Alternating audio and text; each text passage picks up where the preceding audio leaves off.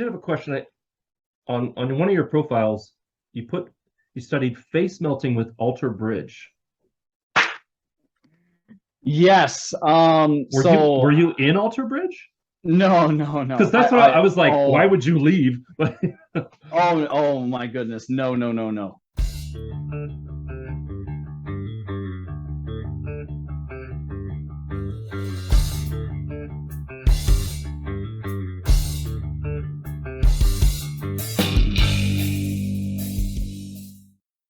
This video is brought to you by HostGator. We'll hear more about them later. For now, let's get on to today's video. Welcome to Room 6, the channel dedicated to the local and not so local music scene, wherever it may be found. I'm Josh, and today my guest is someone that I met on Instagram. The name that he's currently going under was founded in 2017. He's a top 10 finalist in the World Songwriting Association. He's played everything from Whiskey A Go Go to closing out a festival, multiple top 10 rock goddess radio show.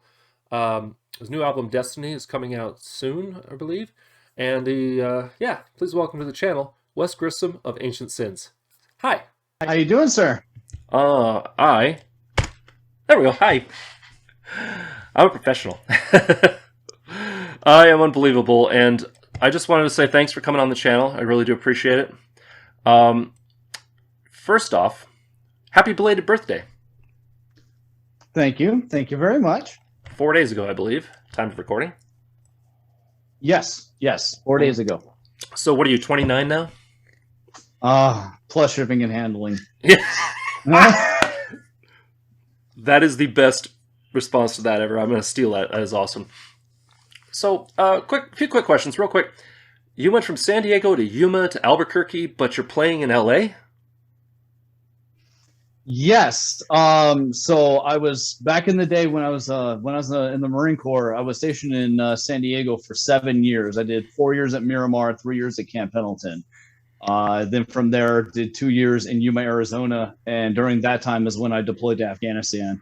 After my time in Yuma, I'd gotten out of the Marine Corps, applied for Albuquerque PD, which didn't pan out, and had to basically work a bunch of odds and ends jobs till better finances came in for my family, and then joined the Navy Reserves during that time. Went to school full time and did 3 years overseas, a year in Diego Garcia and 2 years in southern Japan. And now I'm stationed in Central California. Nice. And I do want to say, on behalf of my family, which has a history with the military, thank you very much for your service. But I have to ask, are you a glutton for punishment doing the Marines and the Navy? I guess so. No, my family goes all the way back to the Civil War with our lineage, and I was going to try and go infantry for the Army, and they messed around in the recruiting process. The Air Force didn't ethically want to handle the recruiting process correctly, and my dad was like, there's the Navy, and I was like, yeah, I know, that's why I didn't go there yet. Yeah. But here we are. Well, unfortunately, I am familiar that the Navy has its own problems with ethics and sometimes tailhook anybody. But but you know what though?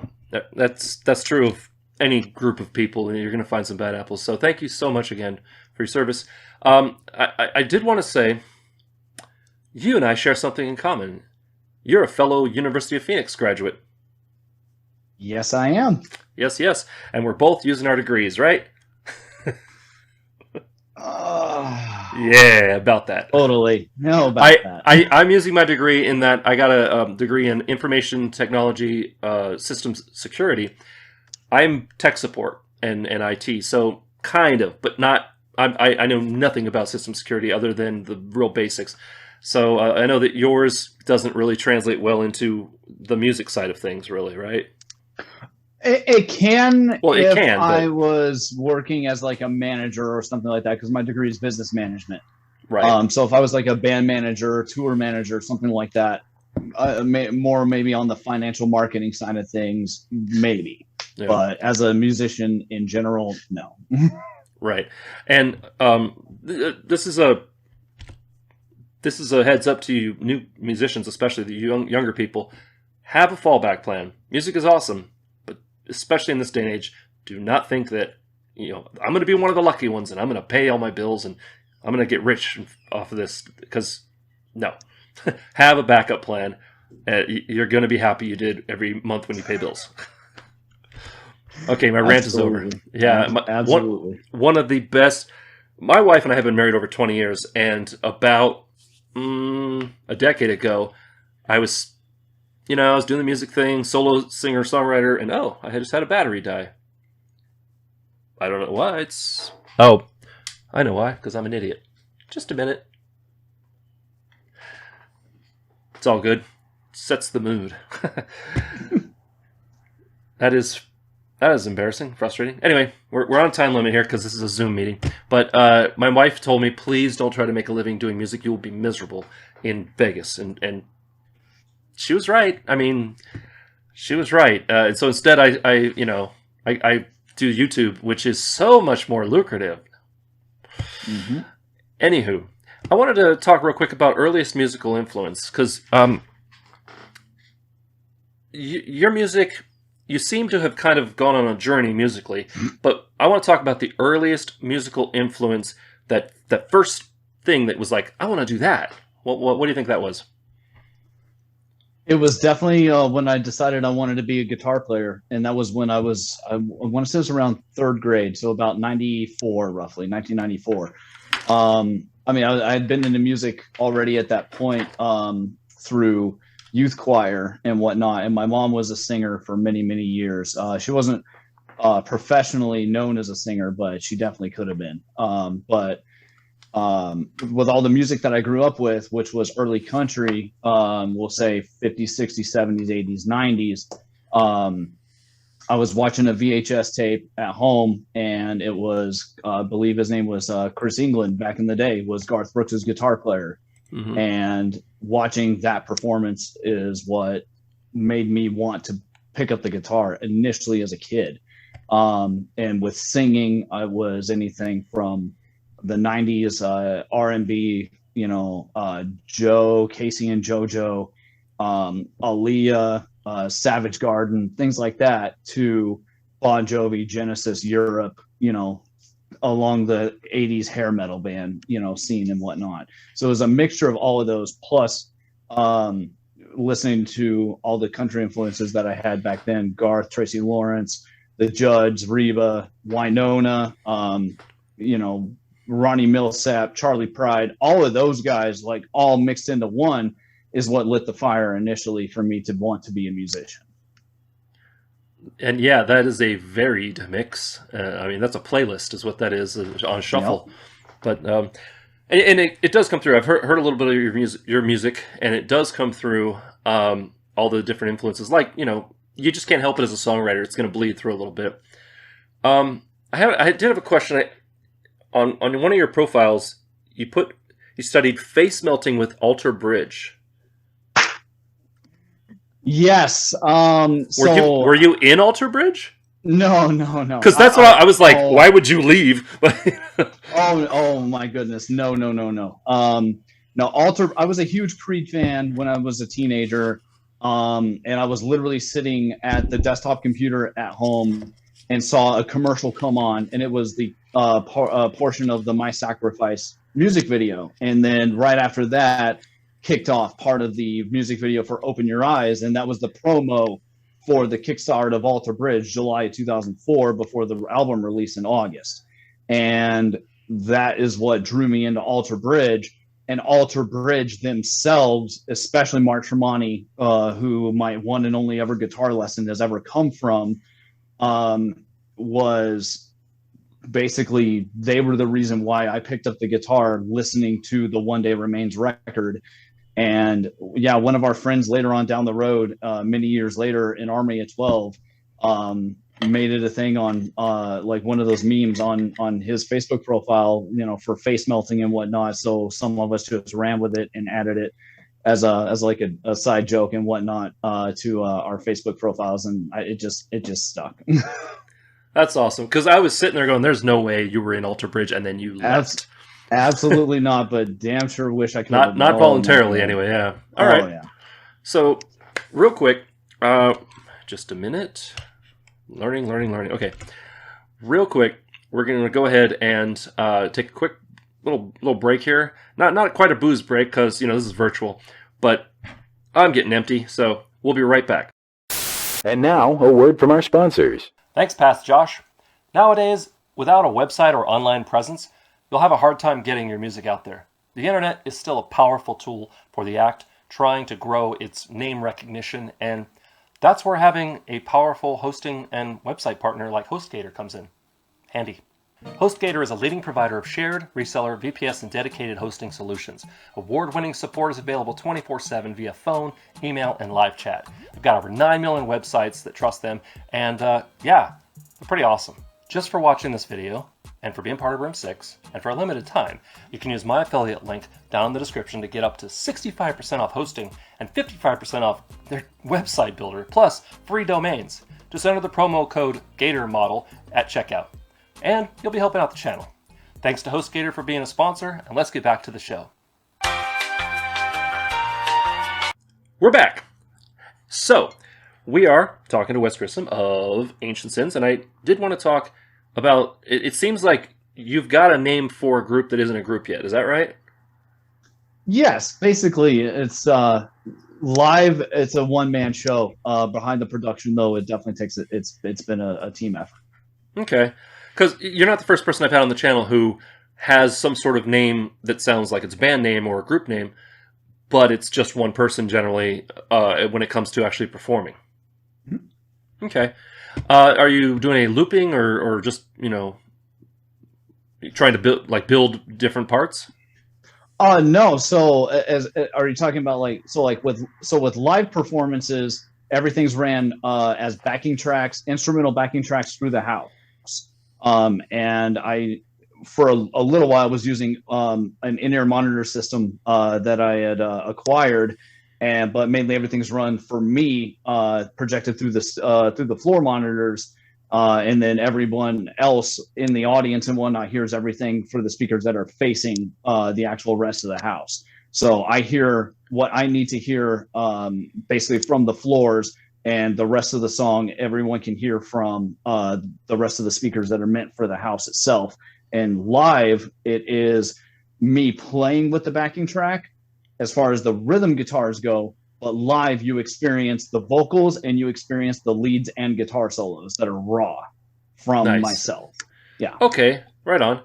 Because I was trying to think, how is that going to work? Because I assume you're not just getting up and playing your guitar with nothing, with no tracks or nothing. I've had to do that one time during a performance. It was a Battle of the Bands back in July of 22. And my laptop, Pro Tools, just installed it on a new laptop, decided to flip the audio reading ability as I was in the middle of a performance and wouldn't loop it back to playback instead of record and whatnot for the actual, for the engine itself. So literally had to perform a Battle of the Bands entirely acoustically. Well, at least it was acoustic, not an electric guitar. It was an electric guitar. Oh, okay. I see what you mean. Yeah, sonically, I had to acapella it with an electric guitar, all the lead, everything, which, it was not great. I'm guessing you didn't place first? I definitely didn't on that one, but better luck next year. Yeah, right.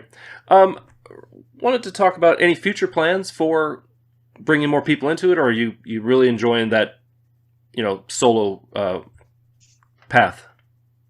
No, definitely. I've been putting feelers out probably for about 2 years now, trying to bring other people into the project full time. I've mainly spoke with a couple of rhythm guitar players.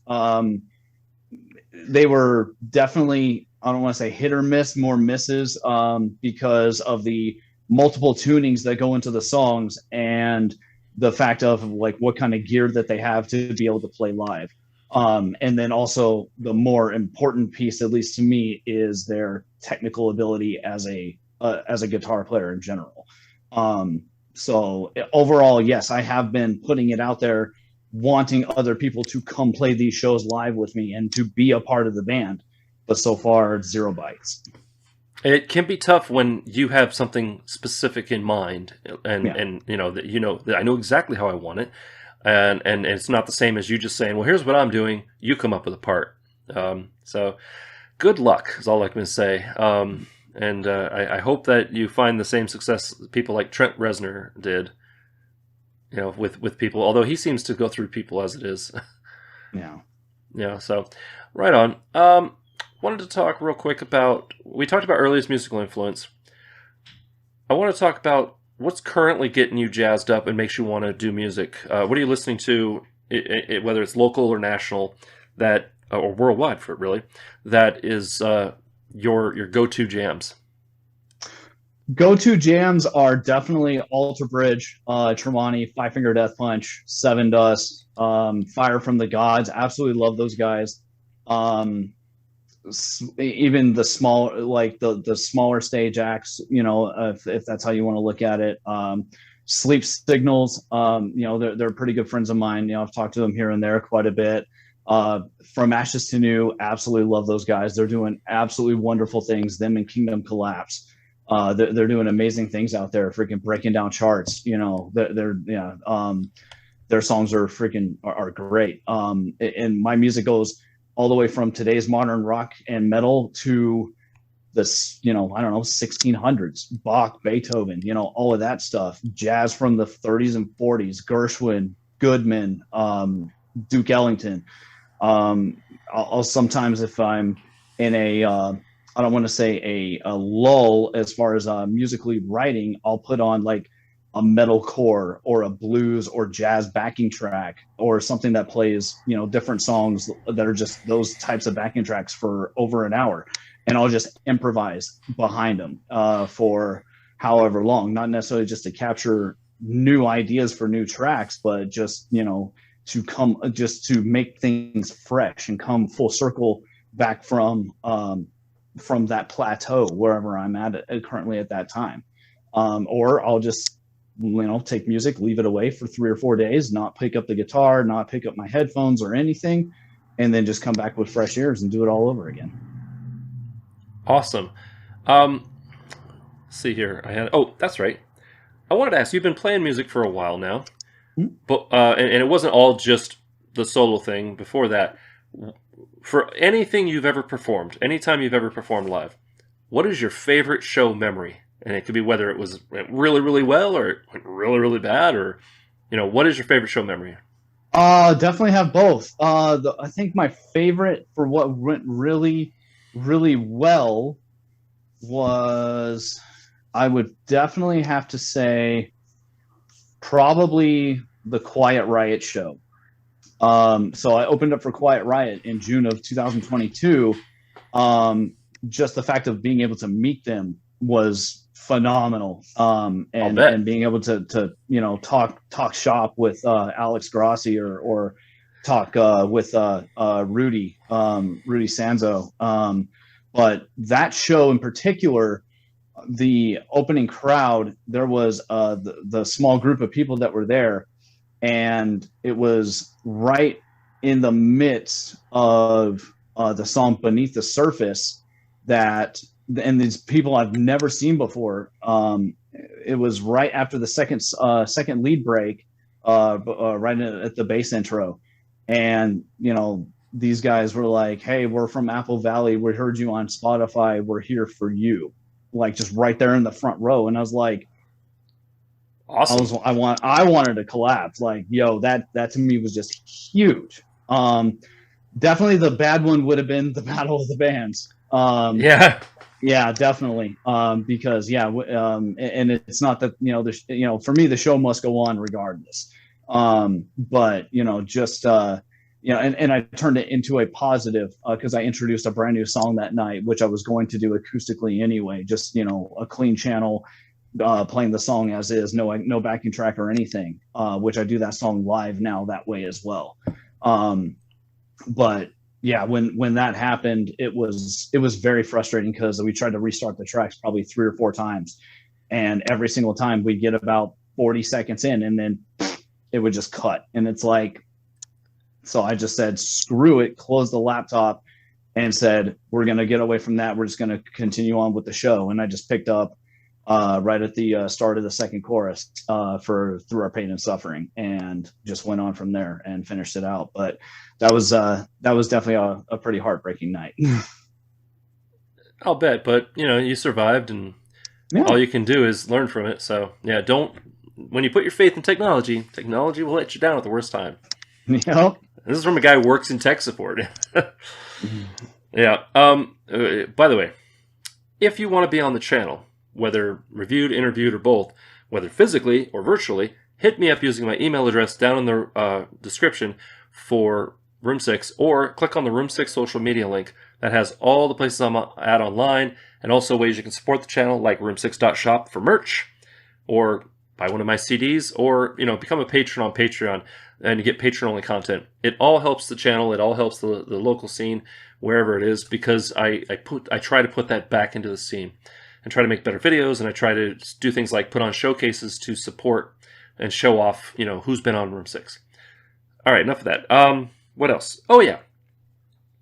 Any plans to come out to Vegas? Yes, I am waiting still to this day for confirmation on date, location, and everything from ITNS Radio for the Showcase Showdown. But it was an all expenses paid trip to come and perform 2 nights on a weekend in Vegas. Still waiting on confirmation for those days. And I've hit up a couple of venues in Vegas, and just waiting on confirmation back as far as when they would be available, what their going rates are for playing gigs, and things like that. But I absolutely have plans to expand out of the Central Valley and, from California. It's just a matter of the logistical side of everything. Cool. Well, definitely let me know so that I can come to the show. Okay. Absolutely. I'll do a review video of the show. We can finally meet in person and stuff. Cool. From there, a couple more questions. You're almost done. Yay. And I just wanted to say that I know that the scene in Vegas can be oversaturated, and that the scene in, I'm going to say LA, but really what I mean is all of Southern California, is also getting really oversaturated with, and it's not even just one particular genre. It seems like I'm hearing a lot of the rap game, the metal game, the rock game, the pop game. It's all getting very, very big and busy, and that's awesome. That's awesome for local music. Let's start a fight. What is one thing that you would like to see change in your local music scene? Definitely venues responding to artists. This is number one.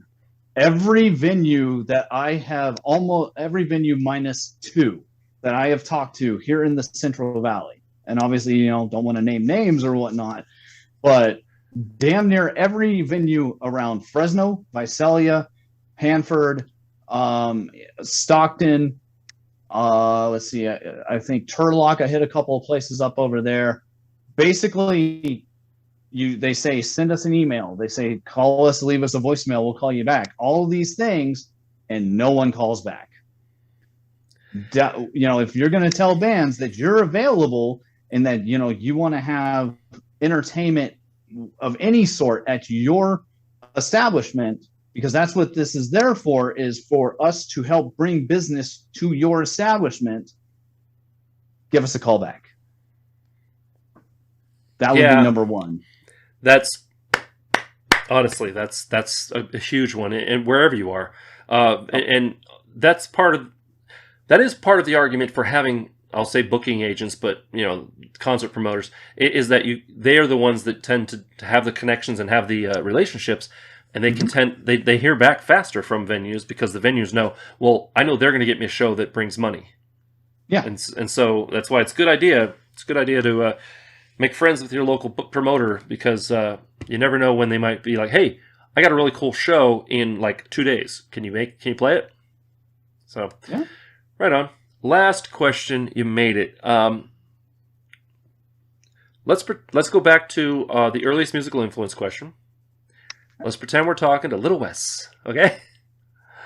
So this question I ask of all my prey, and I like to ask this question because it really it's great to hear how different musicians respond to it, and also keep in mind this is really geared towards like new musicians. Okay, What is one piece of advice you wish someone had given you before you went down this horrible path called music? And don't say change your strings.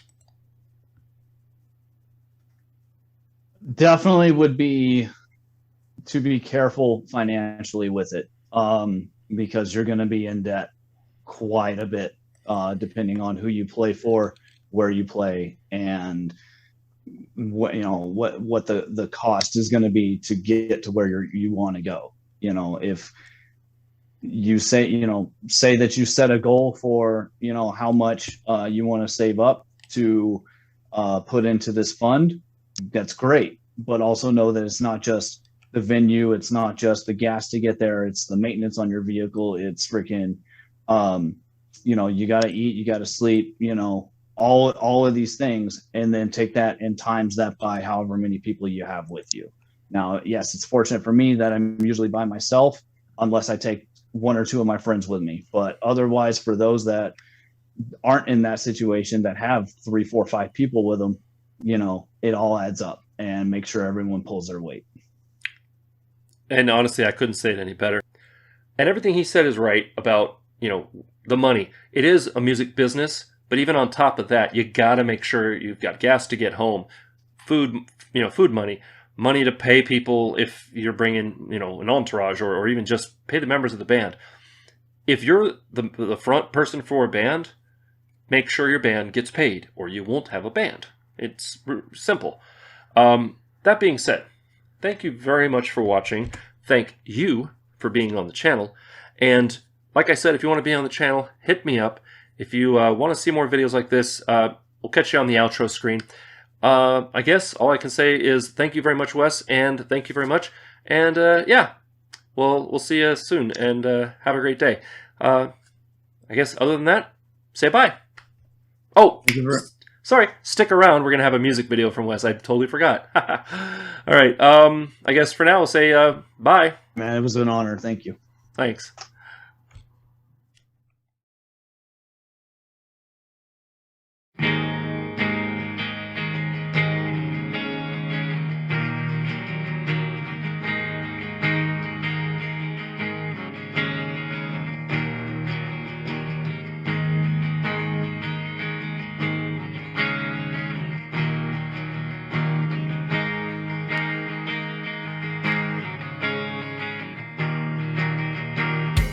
This day and age is killing me. Why can't it be simple? Why can't I be free? The winds of change are harsh on my body. They consume and obstruct my informality. Where'd the time go? What's happened to everything? I know it's gonna be alright, but for right now, everything's gone. It's nothing but dust and stone. Looking back, I can clearly see what's killing me. Ever since I let go of this, I must confess,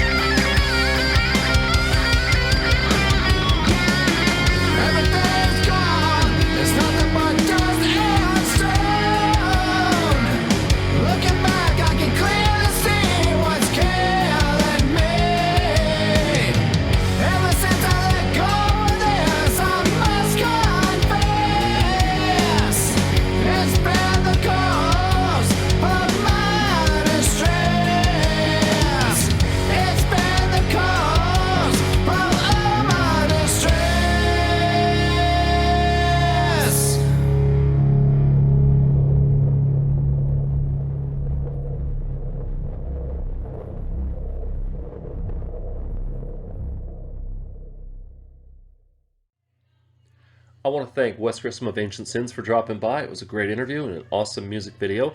Definitely click the links down in the description if you want to know more about him and what he's doing. In the meantime, if you want to see more videos like this, click up there. And if you would like to check out some of my music, click over there. And if you want to subscribe, you know what to do, click up there. It all matters. I really do appreciate all of you. Some big things are coming, so please stay tuned.